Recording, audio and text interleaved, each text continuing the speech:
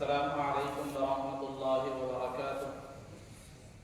الحمد للہ رب العالمین والصلاة والسلام على سید الانبیاء والمرسلین وعلى آلہ واصحابہ اجمعین ومن تبعهم بإحسان إلى يوم الدین، اما بعد۔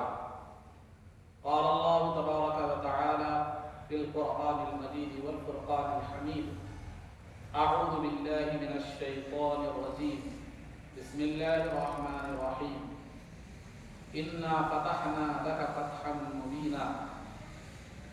وقال تعالی في مقام آخر: ان الذین یبایعونک انما یبایعون اللہ ید اللہ فوق ایدیہم۔ وقال تعالی: لقد رضی اللہ عن المؤمنین اذ یبایعونک تحت الشجرة فعلم ما في قلوبهم۔ صدق اللہ العظیم۔ قال اللہ تبارک وتعالی في شأن حبیبہ صلی اللہ علیہ وسلم: ان اللہ وملائکتہ یصلون علی النبی یا ایھا الذین آمنوا صلوا علیہ وسلموا تسلیما۔ اللهم صل وسلم وزد وبارك على حبيبك سيدنا ونبينا ومولانا محمد وعلى آله وأصحابه أجمعين۔ عزیزان محترم، اس سے قبل آپ حضرات کے سامنے 5 ہجری کے اہم ترین واقعات میں سے جنگ خندق یا احزاب کی تفصیلات کا تذکرہ کیا گیا تھا، اور بنو قریظہ جنہوں نے سرکار دو عالم صلی اللہ علیہ وسلم کے ساتھ عہد شکنی کی تھی، وعدہ خلافی کی تھی، ان کا قتل، اور پھر سرکار دو عالم صلی اللہ علیہ وسلم کا اپنی پھپھیری بہن زینب بنت جحش رضی اللہ تعالیٰ عنہ سے نکاح، یہ باتیں اس سے قبل بیان کی گئی تھی۔ اب رہا 6 ہجری کے اہم ترین واقعات میں سے یہ صلح حدیبیہ کا ایک واقعہ ہے۔ صلح حدیبیہ یہ 6 ہجری کے واقعات میں سے اہم ترین واقعات بھی ہے، اور ایک مسلمانوں کی بہت بڑی کامیابی بھی ہے۔ حدیبیہ جو ہے ایک کنویں کا نام ہے، اور اس کے قریب میں ایک بستی بھی آباد ہے، لہذا کنویں کی مناسبت سے اس بستی کا نام بھی حدیبیہ پڑ گیا۔ تو گویا حدیبیہ ایک بستی اور کنواں دونوں بھی وہاں پر ہے۔ یہ تقریباً جو ہے نا یہ 6 ہجری کا واقعہ ہے، ذوالقعدہ 6 ہجری ذوالقعدہ کا مہینہ تھا۔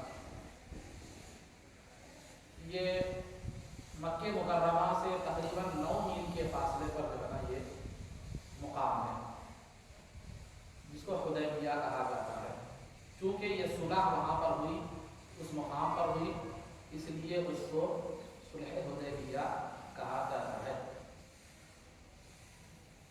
صلح حدیبیہ کا جو سبب بنا، جو وجہ بنی، وہ یہ ہے کہ سرکار دو عالم صلی اللہ علیہ وسلم نے ایک خواب دیکھا۔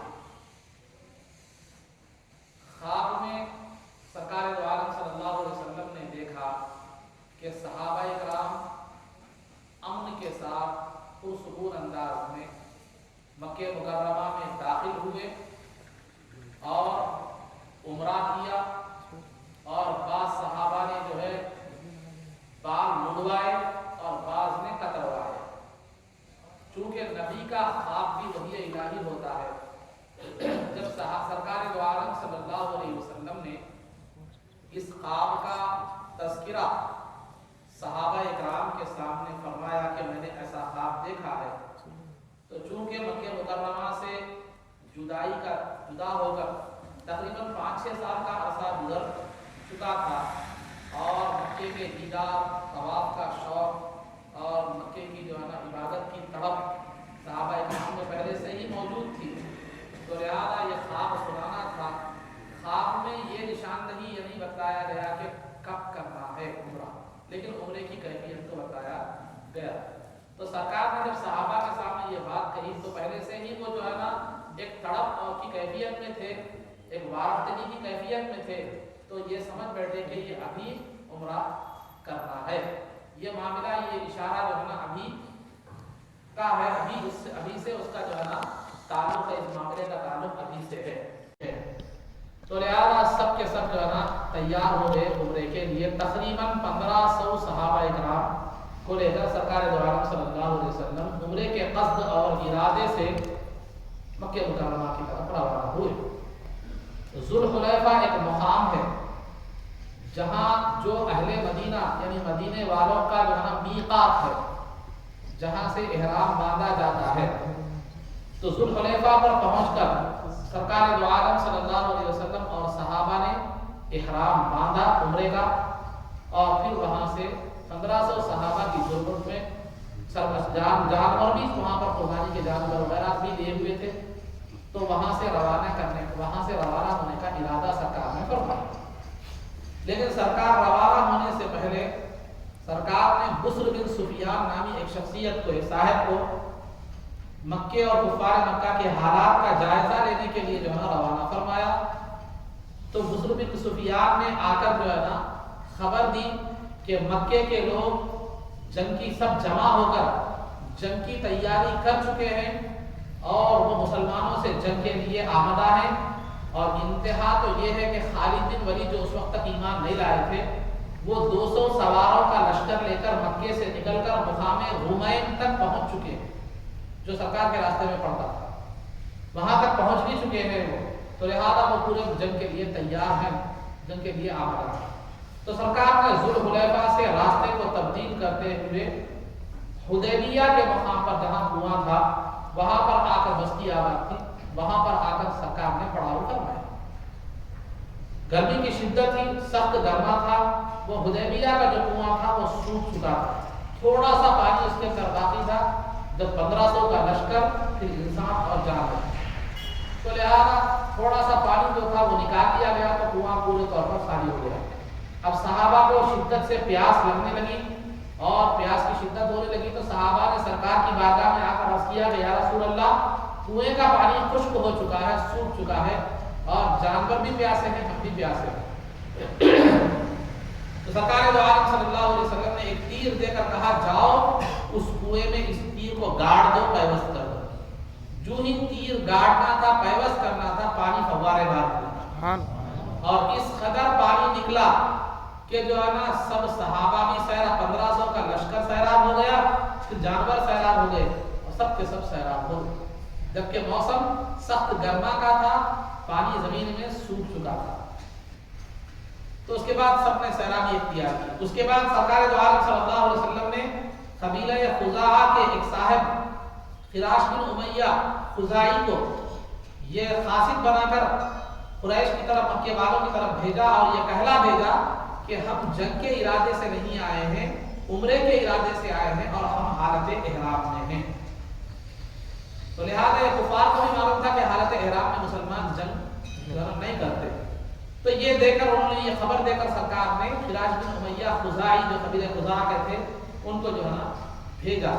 جب وہ مکے کو پہنچے تو ان پر جو ہے نا ان کے اونٹ کو ذبح کر دیا کفار مکہ نے، اور جو ہے نا ان کو بھی قتل کرنا چاہا، لیکن وہ حکمت عملی سے بچ کر واپس آ گئے۔ آ کر سرکار دو عالم صلی اللہ علیہ وسلم سے ساری بلدات اور ان کی کیفیات بیان فرمائی۔ تو اس کے بعد سرکار دو عالم صلی اللہ علیہ وسلم نے سیدنا عمر فاروق رضی اللہ تعالیٰ عنہ کو بھیجنے کا جو ہے نا ارادہ فرمایا۔ تو عمر فاروق رضی اللہ عنہ نے عرض کیا کہ یا رسول اللہ، میرے اسلام لانے کے بعد وہ مجھ سے بہت زیادہ مجھ پر غصے میں ہیں، لہذا میرے جانے سے معاملہ صلح کے بجائے بگڑ سکتا ہے، لہذا میری گزارش یہ ہے کہ آپ سیدنا عثمان غنی رضی اللہ تعالیٰ عنہ کے اپنی بھیجیے، کیونکہ وہاں ان کے گھر والے قبیلے والے لوگ بھی ہیں، اور چونکہ یہ مالی اعتبار سے جو ہے نا معتبر شخصیت بھی مانی جاتی ہے، اور ان کی نظروں میں بھی ان کی جو ہے نا اہمیت ہے، تو معاملہ میں سمجھتا ہوں بہتر ہوگا۔ تو سرکار نے عمر فاروق رضی اللہ تعالیٰ عنہ کی رائے کو پسند فرمایا، اور رہتی دنیا تک کے لوگوں کو بتایا کہ رائے اگر چھوٹا بھی رائے دیتا ہے تو اس کو چھوٹا سمجھ کر اس کی رائے کو رد نہ کیا جائے، بلکہ اس کی رائے قابل قبول ہے تو اس کو قبول کیا جائے۔ تو لہٰذا سرکار دو عالم صلی اللہ علیہ وسلم نے عثمان غنی رضی اللہ تعالیٰ عنہ کو قاصد بنا کر یہ کہلا بھیجا کہ ہمارا ارادہ جنگ کا نہیں ہے، بلکہ ہم ہتھیار کے ساتھ بھی نہیں آئے، جو ضروری ہتھیار سفر کے لیے ہوتے ہیں وہ ہم لے کر آئے ہیں، ہم اور حالت احرام میں ہے، ہمارا ارادہ صرف عمرے کا ہے۔ جب عثمان غنی رضی اللہ تعالیٰ عنہ تشریف لے گئے مکے میں مکے والوں کے پاس، تو ان لوگوں نے جو ہے نا سرکار کا جو مدعا تھا، سرکار کی جو بات تھی وہ ان کے سامنے انہوں نے رکھی۔ تو کفار قریش نے کہا کہ اگرچہ کہ محمد صلی اللہ علیہ وسلم جنگ کے ارادے سے نہ بھی آئے ہوں تب بھی ہم ان کو مکے میں داخل ہونے نہیں دیں گے۔ ہاں اب تم آ چکے ہو تو تم طواف کر سکتے ہو، عمرہ کر سکتے ہو۔ تو سیدنا عثمان غنی رضی اللہ تعالیٰ عنہ نے جو ہے نا فرمایا کہ سرکار دو عالم صلی اللہ علیہ وسلم کے بغیر میں مکے کا طواف کرنا یا عمرہ کرنا پسند سرکار کے بغیر جو ہے نا عمرے کا طواف کرنا پسند جو ہے نا عمرہ کرنا یا طواف کرنا پسند نہیں کرتا۔ تو چنانچہ کفار مکہ نے ان کو چند دنوں کے لیے عمر فاروق عثمان غنی رضی اللہ تعالیٰ عنہ کو وہیں پر روک لیا۔ اس دوران یہ خبر مشہور ہو گئی کہ کفار نے عثمان غنی رضی اللہ تعالیٰ عنہ کو شہید کر دیا ہے۔ یہ خبر کے مشہور ہوتے ہی افواہ مشہور ہو گئی، اگرچہ کہ حقیقت میں شہید نہیں کیا۔ تو سرکار دو عالم صلی اللہ علیہ وسلم نے ایک کیکر کے درخت کے نیچے صحابہ اکرام سے بیعت لی کہ دیکھو جان مال اگر کفار سے جنگ ہو جائے، اگرچہ کہ ہم جنگ کی تیاری میں نہیں ہیں، ہتھیار بھی وافر مقدار میں نہیں ہیں، لیکن اگر جنگ کی جو ہے نا کا ماحول بن جائے، اگر جنگ ہو جائے تو یہ بیعت کرو کہ جو ہے نا اللہ اور اس کے رسول اور دین اسلام کے لیے جان مال سب کچھ جو ہے نا قربان کر دیں گے۔ تو صحابہ نے بڑے جذبے کے ساتھ جو ہے نا بیعت کی، بلکہ سلمہ بن اکوع رضی اللہ تعالیٰ عنہ کی تعلق سے یہاں تک بھی آتا ہے کہ انہوں نے 3 مرتبہ بیعت کی، شروع میں بھی، درمیان میں بھی، آخر میں۔ اور صحابہ کا جذبہ یہ تھا، سب کے جذبے کی زبان حال سے زبان قال سے صحابہ یہ کہہ رہے تھے کہ جان مال سب کچھ قربان کر دیں گے، ہماری تو انتہا، ہماری تو آرزو یہ ہے جب تک زندہ ہے آپ کی تعریف میں لڑتے رہے۔ سبحان اللہ۔ تو بہرحال یہ جذبہ انہوں نے دکھایا۔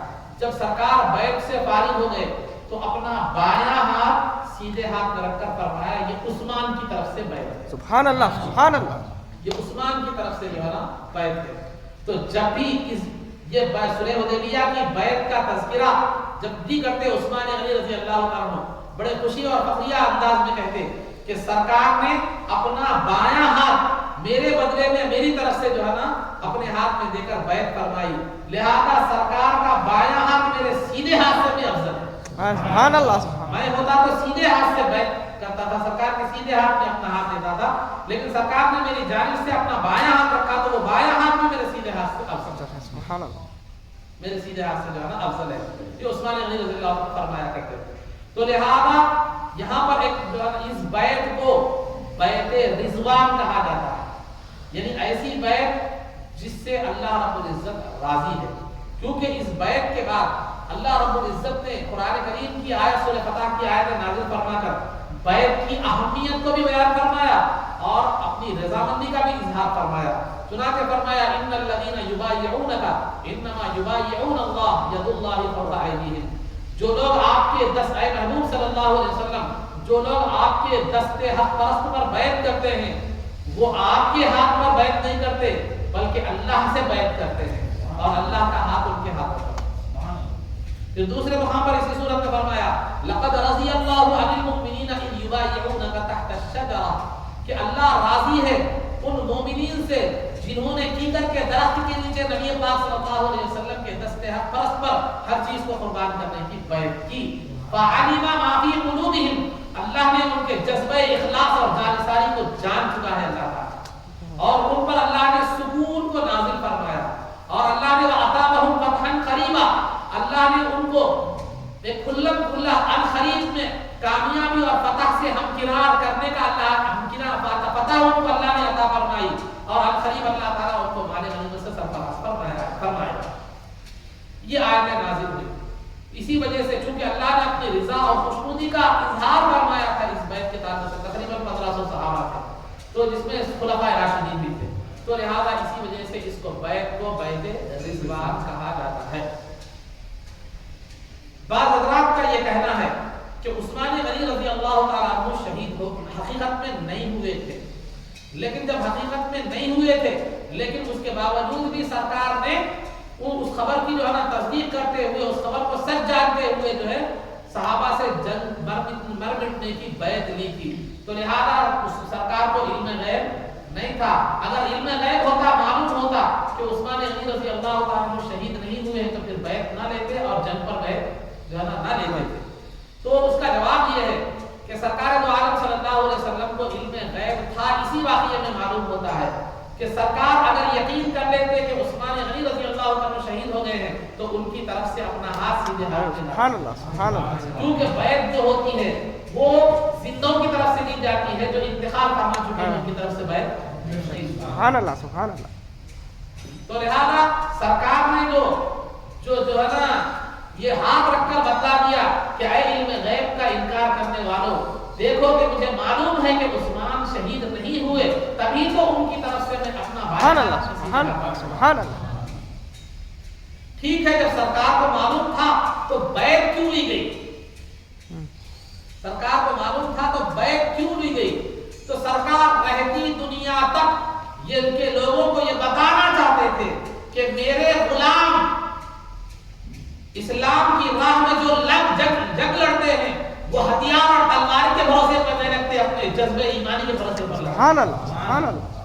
کیونکہ آج ان کے پاس ہتھیار نہیں ہے، آج وہ جنگ کی تیاری میں نہیں ہے، عبادت اور عمرے کے لیے آئے ہیں، لیکن کسی بھی حالات میں ہتھیار ہو کہ نہ ہو، جب اسلام کی راہ میں مر مٹنے کا سوال آتا ہے تو میرے جانثار وہ ہیں، وہ ہر حال میں اسلام پر مر مٹنے کے لیے تیار ہوتے ہیں۔ دنیا کو یہ بتانا تھا، اس لیے سرکار نے بیعت کی، اور سرکار نے بیعت لی تبھی تو اللہ کی رضامندی اور خوشنودی نصیب ہوئی، اور قیامت تک وہ بیعت رضوان سے یاد کی جائے گی۔ تو بہرحال جب صحابہ کا یہ جذبہ کفار تک پہنچ گیا کہ مسلمان بے ہتھیار ہو کر بھی مر مٹنے کے لیے تیار ہیں، تو ان لوگوں کے جنگ کا ارادہ تبدیل ہو گیا صلح پر آمدہ ہو، جنگ کا ارادہ تبدیل ہو گیا اور جو ہے نا صلح پر آمدہ ہوئے۔ تو یاد رکھیے، مسلمان کا ارادہ اگر مضبوط ہو تو دشمن اسلام کی طاقتیں اور قوتیں اور ان کے ارادے اس کے سامنے نہیں ٹک سکتی۔ جب ہمارے ارادے اور قوت ارادی متزلزل ہو جاتی ہے تو پھر دشمن ہم پر حاوی ہو جاتا ہے۔ تو الغرض عزیزان محترم، پھر اس کے بعد اب صلح کی طرف کوشش شروع ہوئی۔ اس بات میں معلوم ہوا کہ عثمان غنی رضی اللہ تعالیٰ عنہ کی جو شہادت کی جو خبر تھی وہ جھوٹی تھی۔ اس کے بعد جو ہے نا عروہ بن مسعود ثقفی، جو ابھی تک اسلام ایمان نہیں لائے تھے، ایک معزز شخصیت سمجھی جاتی تھی جس کے پاس اہل مکہ کے پاس، انہوں نے کہا کہ اگر تم مجھ پر اعتماد بھروسہ کرتے ہو تو میں جا کر محمد صلی اللہ علیہ وسلم سے بات کروں۔ تو لہذا وہ آئے۔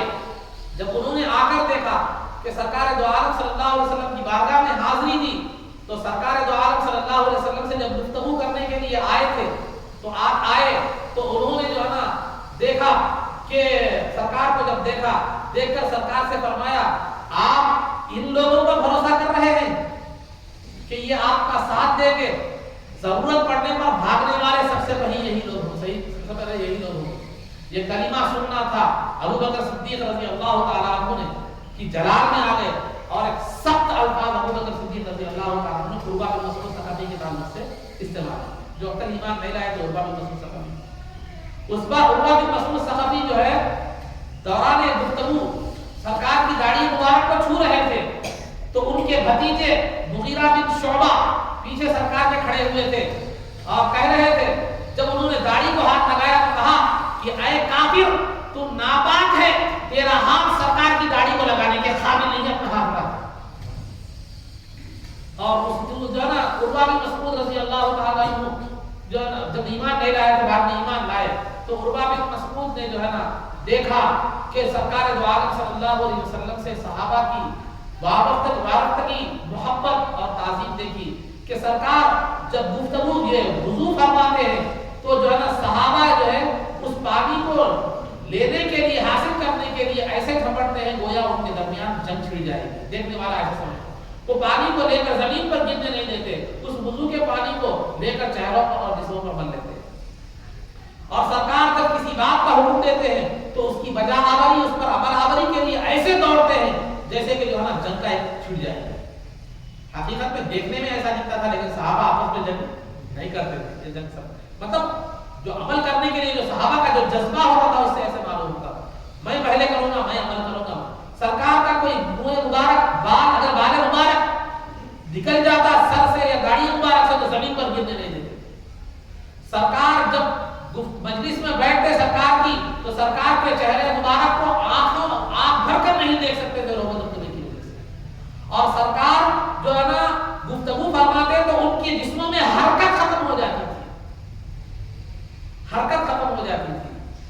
تو لہذا یہاں پر قابل غور بات ایک یہ ہے کہ عروہ بن مسعود ثقفی نے آتے ہی کہا تھا کہ یہ لوگ آپ جنگ کی نوبت آئی تو یہ چھوڑ کر بھاگ جائیں گے.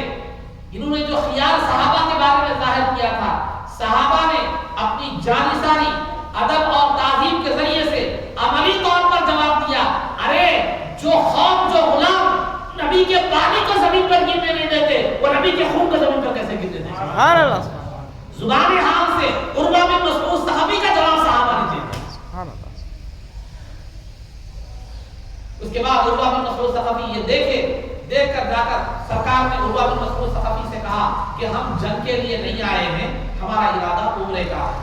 اور میری ایک خواہش، میری ایک جو ہے نا میں یہ چاہتا ہوں کہ عرب کے اور ہمارے درمیان، قریش اور ہمارے درمیان ایک طویل مدت کی صلح طے پائے. میں یہ میری خواہش اور آرزو ہے، میں چاہتا ہوں ایسا. تو عروہ بن مسعود صحابی گئے. جانے کے بعد جو ہے قریش کے سامنے بات رکھی.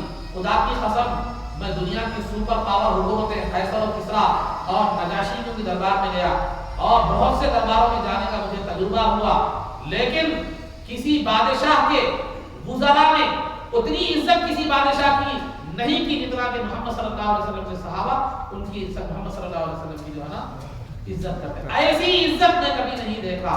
اور اس نے یہ بھی کہا، انہوں نے عروہ بن مسعود صحابی نے دوسری روایت میں یہ بھی کہا وہ بادشاہ ہیں لیکن پھر بھی بادشاہ نہیں. وہ بادشاہ ہیں لیکن بادشاہوں جیسے نہیں ہے.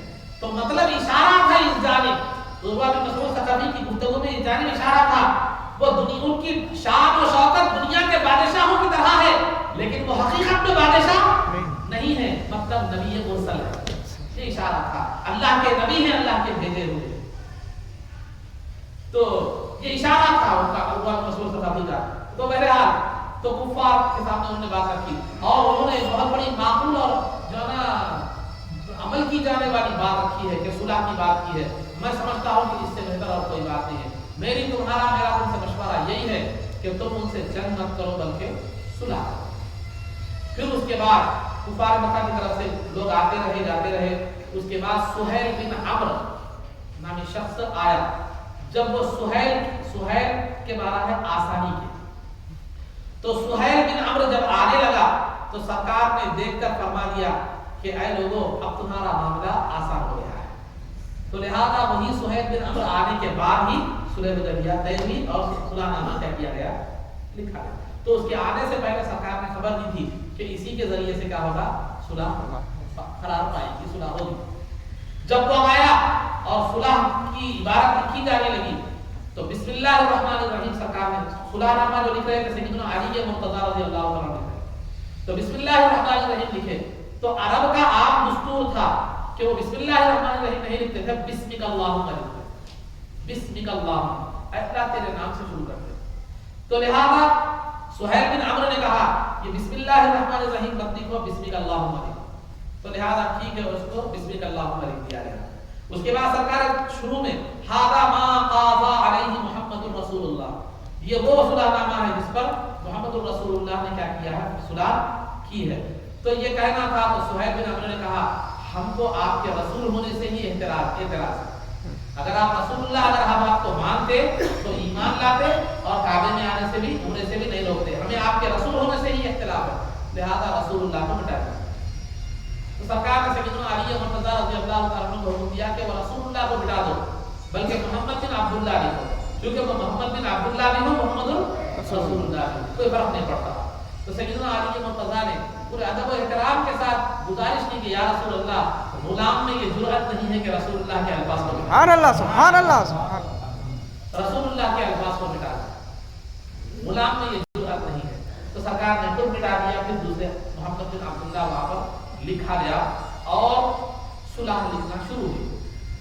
صلح میں جو شرائط طے ہوئے ان میں سے جو اہم اہم شرائط ہیں ان میں سے ایک شرط یہ ہے کہ 10 سال تک مسلمانوں اور کفار کے درمیان جنگ نہیں ہوگی، یعنی 10 سال تک جنگ بندی رہے گی، جنگ نہیں ہوگی۔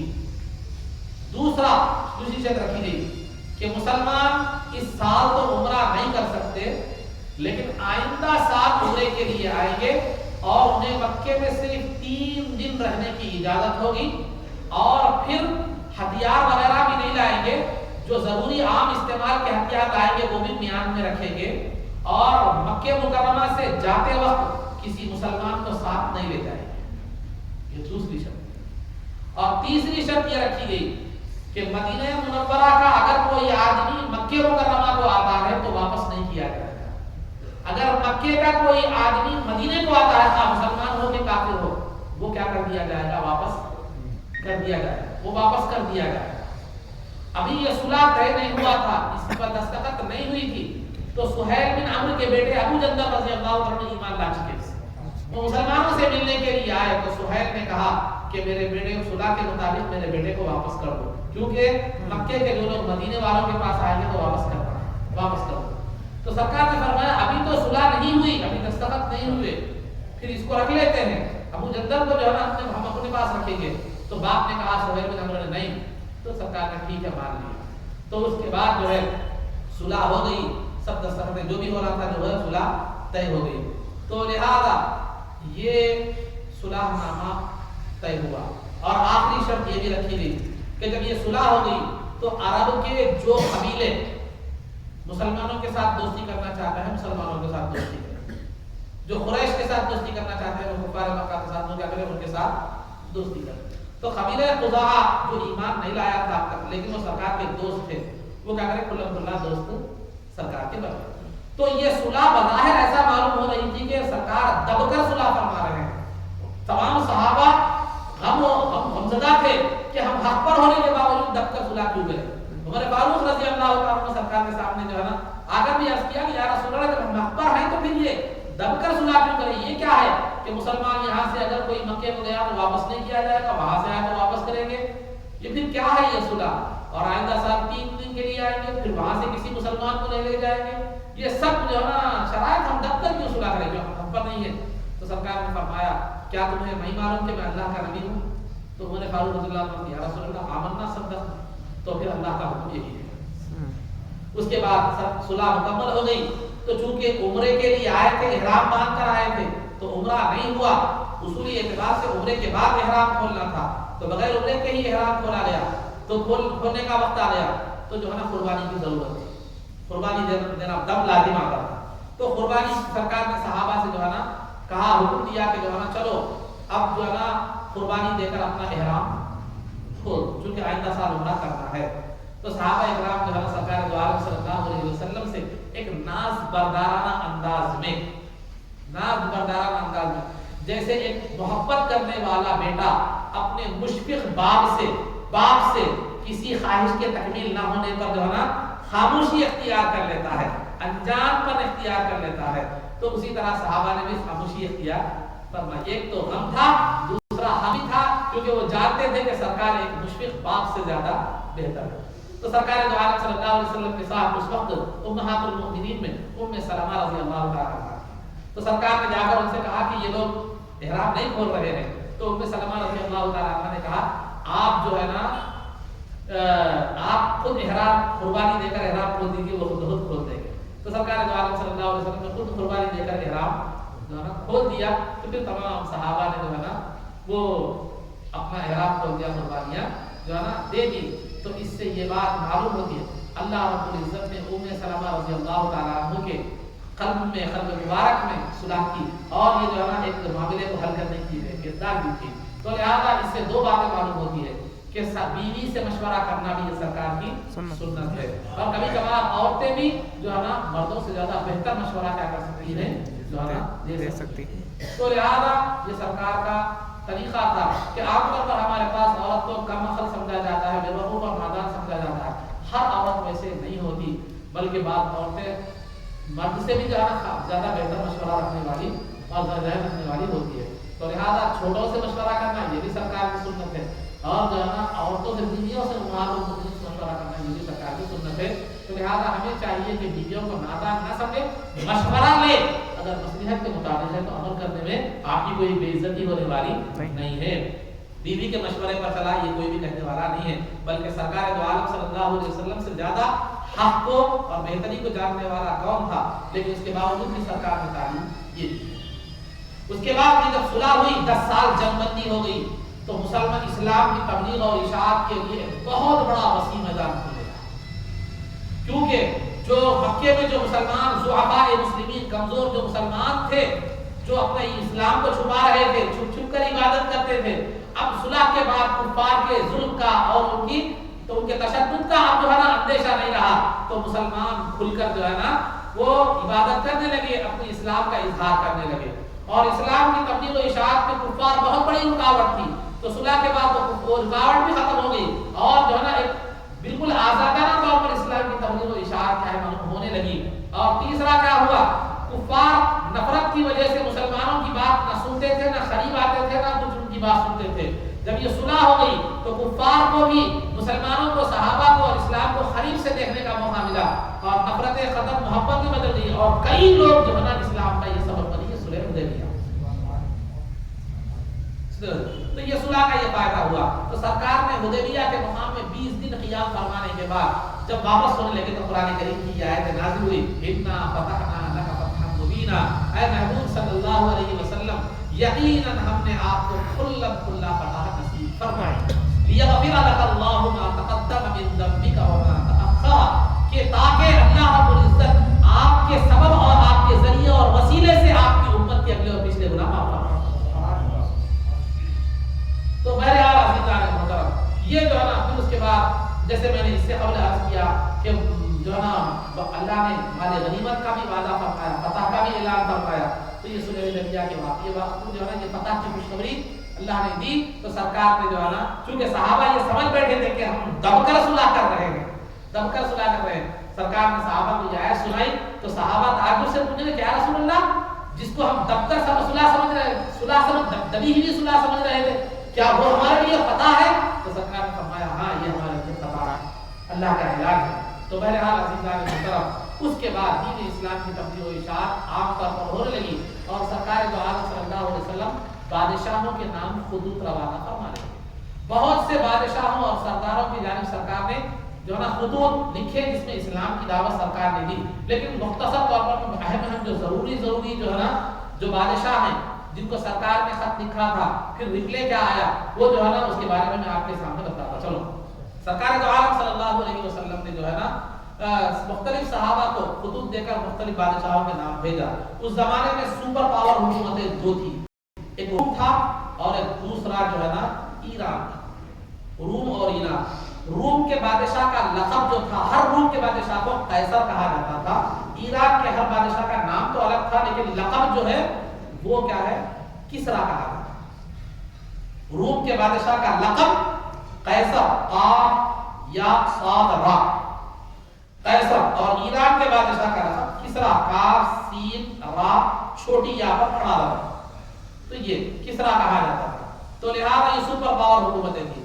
تو روم کے بادشاہ کا نام جو یہ تو لقب تھا جو ہر اس تخت پر بیٹھتا اس کا وہ تھا, لیکن جو ہے نا بادشاہ کا حقیقی نام ہرقل تھا. ہرقل, اس کے طرف میں بہت سے لوگ غلطیاں بھی کرتے ہیں, ہرقل اس کا نام تھا. تو ہرقل اس بادشاہ کا نام تھا. جب سرکار کا دعوت نامہ دحیہ کلبی رضی اللہ تعالی عنہ کے ذریعے سے اس کے پاس پہنچا, تو اس نے جو ہے نا والا نامہ پڑھا سرکار کا, جس میں لکھا دعوت اسلام, اسلام کی طرف کلمہ توحید کی طرف دعوت تھی, تو لکھی ہوئی تھی. تو اس نے جو ہے نا اپنے سپاہیوں کو حکم دیا کہ دیکھو عرب کے کچھ لوگوں میں سے کوئی اگر تمہیں مل جائے تو ان کو بلا کر میرے دربار میں حاضر کرو. تو اتفاق سے اس وقت عرب کا ایک قافلہ تجارت کے لیے آیا ہوا تھا, اس میں ابو سفیان بھی تھے جو ایمان نہیں لائے تھے, امیر معاویہ رضی اللہ عنہ کے ساتھ جو ہے نا والد گرامی سے. تو جو ہے نا وہ ایمان نہیں لائے تھے اس وقت. تو وہ آئے, وہ قافلے, وہ ان کے وہ تجارتی قافلے کے ساتھ وہ بھی آئے ہوئے تھے. تو لہذا وہ فوجی جو تھے وہ ان کو وہ قافلے کو عرب کے قافلے کو لے کر آئے, اس میں ابو سفیان بھی تھے, تجارتی قافلے کو. بادشاہ کے دربار میں جب جو ہے نا وہ قافلہ حاضر ہوا تو بادشاہ نے کہا کہ تم میں سے وہ نبی کے قریب خاندان والا کون ہے؟ تو ابو سفیان نے کہا کہ میں قریب ہوں، سب میں زیادہ اس سے ان سے قریب میں ہوں۔ تو بادشاہ نے کہا کہ تم آگے آ جاؤ، باقی لوگ پیچھے رہے، اور میں ان سے جو سوالات کروں گا تم جوابات دو گے، اور پیچھے اگر انہوں نے کچھ غلط بیانی سے کام کیا تو پیچھے والے ان کی غلطی پر ٹوکیں گے۔ یہ بادشاہ نے کہا ٹھیک ہے۔ ابو سفیان آگے بڑھے، آگے بڑھنے کے بعد اس بادشاہ نے سوال، ہرقل جو روم کا بادشاہ تھا، اس نے سوالات شروع کیے ابو سفیان سے۔ کہا کہ جو نا یہ نبی جن کے تعلق سے جن کا خط میرے پاس آیا ہے وہ نبی نسب و حسب کے اعتبار سے کیسے، خاندانی اور دنیاوی شرافت کے اعتبار سے کیسے؟ تو ابو سفیان نے کہا کہ وہ ہم میں سب میں اعلیٰ نسب رکھنے والے ہیں، سبحان اللہ، ہم میں سب میں اعلیٰ نسب، سب میں خاندان، سب میں معزز خاندان کے۔ تو ہرقل نے پھر ابو سفیان سے پوچھا، اس نے کہا کہ ہاں انبیاء شریف النسب ہی ہوا کرتے ہیں، عالی نسب ہی ہوا کرتے ہیں۔ وہ پڑھا ہوا تھا، عالم تھا، وہ سنتے بھی جاتا تھا، تصدیق بھی کرتا تھا۔ تو میں ایک مرتبہ ایک تصدیق کا میں نے ذکر کیا، آگے اسی طرح کی تصدیقیں ہیں، بات طویل ہو جائے گی، میں ذہن میں رکھے ہوں۔ تو لہٰذا اس کے بعد اس نے دوسرا کیا، کیا ان کے خاندان میں کسی نے ان کے علاوہ اور نبوت کا دعویٰ کیا ہے؟ تو ابو سفیان نے کہا کہ نہیں، ان کے علاوہ کسی اور نے نبوت کا دعویٰ نہیں کیا۔ تو اس نے کہا ہاں نبی ایسے ہی ہوتے ہیں۔ پھر اس کے بعد انہوں نے جو ہے نا، اس نے ہرقل نے ابو سفیان سے پوچھا کیا ان کی اتباع کرنے والے لوگ کمزور ہیں یا طاقتور ہیں؟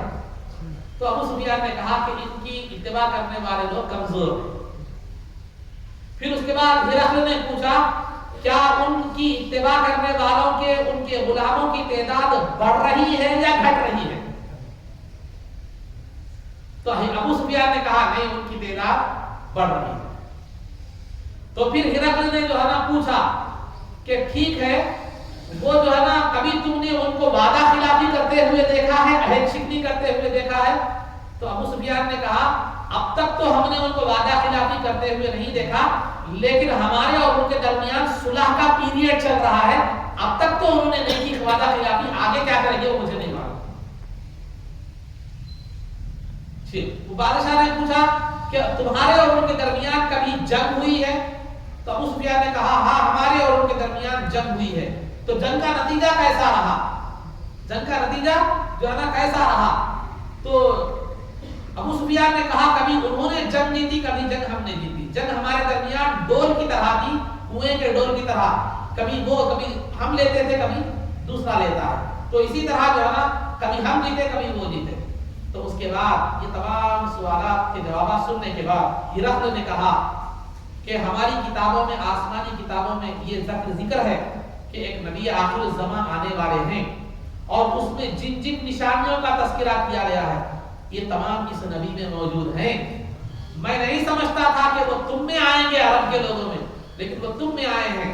تم جو بات کہہ رہے ہو اگر وہ صحیح ہے تو وہ نبی میرے اس تخت کے بھی مالک بن جائے گا، سبحان اللہ، میرے اس تخت کے بھی مالک جو ہے نا بن جائیں گے۔ اور پھر دربار کو اس نے سجایا، سجا کر جو ہے نا کہا کہ دیکھو درباریوں، اگر تم دنیا و آخرت کی سلامتی چاہتے ہو اور اپنی سلطنت اور بادشاہت کی بقا چاہتے ہو تو اس نبی پر ایمان لے آؤ۔ تو جو ہی یہ کہہ رہا تھا درباری بھڑک گئے اور بادشاہ کے خلاف اٹھ گئے۔ تو بادشاہ نے دیکھا موقع اور محل، ارے لوگ بھڑک رہے ہیں، لہذا معاملہ بگڑ سکتا ہے۔ اس نے باپ کو پلٹاتے ہوئے کہا ارے میں تو تمہارے ایمان کا امتحان دے رہا تھا، میں ایسے ہی کہہ رہا تھا، اگرچہ کہ وہ حقیقت میں متاثر تھا، لیکن میں تو ایسے ہی کہہ رہا تھا، تمہارے ایمان کا امتحان لے رہا تھا۔ اب مجھے معلوم ہو گیا کہ تم مضبوط ایمان رکھنے والے ہو، اپنے دین پر مضبوطی سے قائم ہو۔ یہ کہہ کر اس نے معاملے کو ٹھنڈا کر دیا، لیکن سرکار کی جو ہے نا والا نامے کی اور آپ کے خط مبارک خط کی اس نے احترام کیا، تعظیم کی، ایمان نہیں لایا، لیکن اسی وجہ سے اللہ رب العزت نے اس کے سلے میں اس کی حکومت کو چند دن تک زندگی عطا فرمائی، اس کی حکومت چند دن تک جو ہے باقی رہی۔ پھر اس کے بعد دوسرے صحابی رسول سرکار کی دعوت نامے کو لے کر ایران کے جس کا نام خسرو پرویز تھا، اس کے بعد جب پہنچے، وہ مشرک تھا، آتش پرست تھا، تو اس نے سرکار کے بارہ نامے کو پڑھ کر گستاخانہ الفاظ کہے جو میں نے کہنا چاہتا، تو لہٰذا گستاخانہ الفاظ کہے اور اس نے آپ کے خط مبارک کے جو ہے نا بارہ نامے کے ٹکڑے ٹکڑے کر دیے. تو صحابی رسول نے آ کر سرکار کو خبر دی کہ جو ہے نا اس نے آپ کے خط مبارک کی آپ کی بھی بے حرمتی کی، آپ کے خط کے ساتھ بھی بے حرمتی کی اور آپ کے خط کو پھاڑ دیا. تو سرکار نے فرمایا انشاءاللہ جس طرح اس نے میرے خط کے ٹکڑے ٹکڑے کیے اس کی حکومت ٹکڑے ٹکڑے. تو تاریخ شاہد ہے چند دنوں میں کسرا کی حکومت ٹکڑے ٹکڑے ہو گئے. پھر اس کے بعد یہ پھر ایک صحابی رسول جو ہے نا مصر کے بادشاہ جس کا نام مقوقس تھا، مقوقس کے پاس گئے، سرکار کا دعوت نامہ لے کر گئے. تو اس نے جب سرکار کا دعوت نامہ پڑھا، کلمے کی دعوت کو پڑھا تو سوال کیا، کلمے کی دعوت کو پڑھا تو جو ہے نا سوال کیا. کس سے؟ وہ صحابی رسول سے سوال کیا. کیا سوال کیا؟ ٹھیک ہے تم ان کو نبی کہتے ہو، تم ان کو نبی کہتے ہو، جب ان کی قوم ان کو مکے سے نکال رہی تھی تو انہوں نے اللہ سے بد دعا کیوں نہیں کی کہ وہ قوم کو ہلاک کر دے؟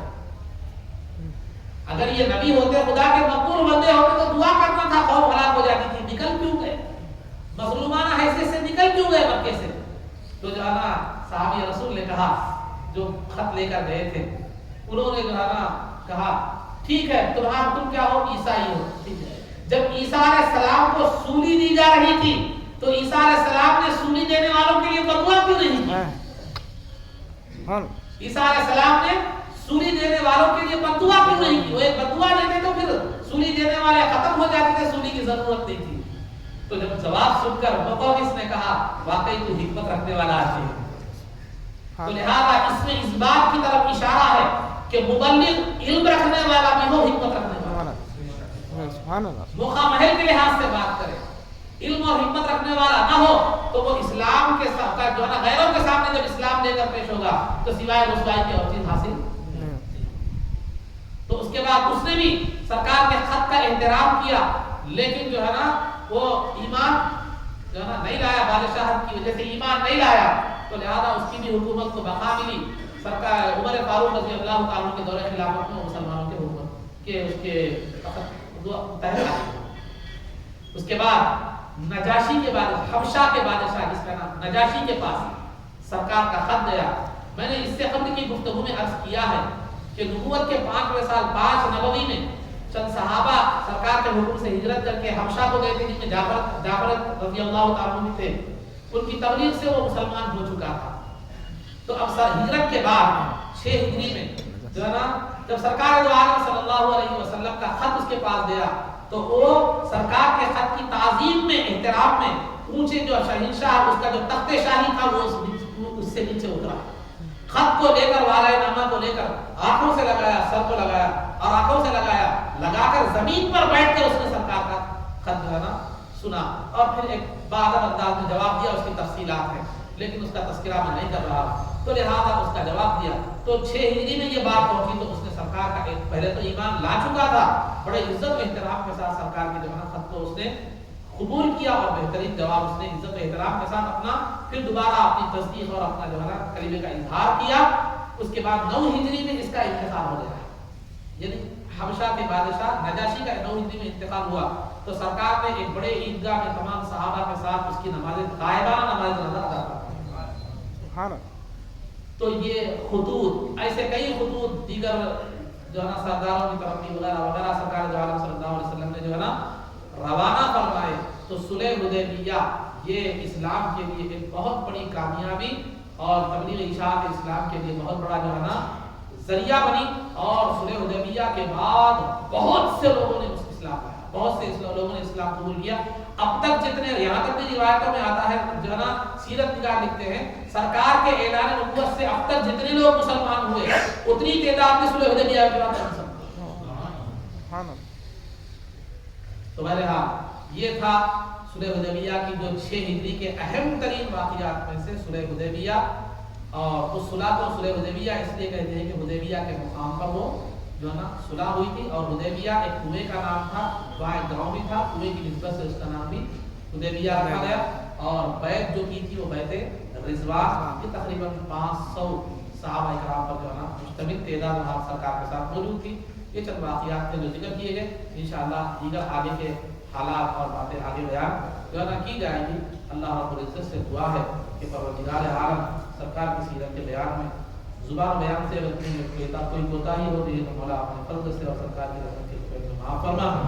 اے اللہ ہمارے سیرت مبارکہ کے سننے اور سنانے کو قبول فرما اور اسی سرکار کی سیرت کو اپنی زندگیوں میں اپنانے اور حاضری کی توفیق عطا فرما. اے اللہ عزت و عافیت کی زندگی دے اور ایمان پر ہمارا خاتمہ فرما. قبر میں دیدار مصطفیٰ سے پیدا فرما. سرکار حشر میں سرکار دو عالم صلی اللہ علیہ وسلم کے قدموں میں ہمارا حشر فرما. آپ کی شفاعت و عظمت سے ہم کو باور فرما. آپ کے دست مبارک سے جامع وصل پینا نصیب فرما. جنت میں آپ کی غلامی معیت و رفاقت نصیب فرما.